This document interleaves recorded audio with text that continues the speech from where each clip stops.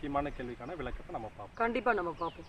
முடக்குவாதத்துக்கும் சாதாரண வலிக்கும் என்ன வித்தியாசம்? சாதாரண வலிகள் ஏன் ஏற்படும்னா, ஒரு பிளட் வெசல்லேருந்து இன்னொரு பிளட் வெசலுக்கு ரத்த ஓட்டம் வரல, அதனால வலிகள் ஏற்படும். அது கண்டிப்பாக டாலரபிள் லெவலில் இருக்கும்.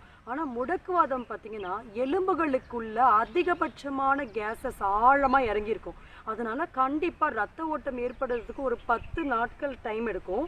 ஸோ அந்த 10 நாட்கள் வலிகள் எப்படி இருக்கும்னு பார்த்தீங்கன்னா, வீக்கத்தோடு கூடிய வலிகள், தாங்க முடியாத ஒரு லெவலில் இருக்கும். ஸோ இதுதான் முடக்குவாத வலிகளுக்கும் சாதாரண வலிகளுக்குமான வித்தியாசம்.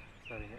முடக்குவாதம் இருக்குன்னாக்கா என்ன மாதிரி டெஸ்ட்லாம் எடுத்து நம்ம கன்ஃபார்ம் பண்ணிக்கலாம்? பொதுவாக பார்த்தீங்கன்னா முடக்குவாதம்னாலே வீக்கத்தோடு கூடிய வலிகள் தான் இருக்கும். ஸோ அந்த மாதிரி வீக்கம் வந்துட்டாலே ஒரு 3 விதமான டெஸ்ட் மூலமாக நம்ம அதை ஈஸியாக கண்டுபிடிச்சிடலாம்.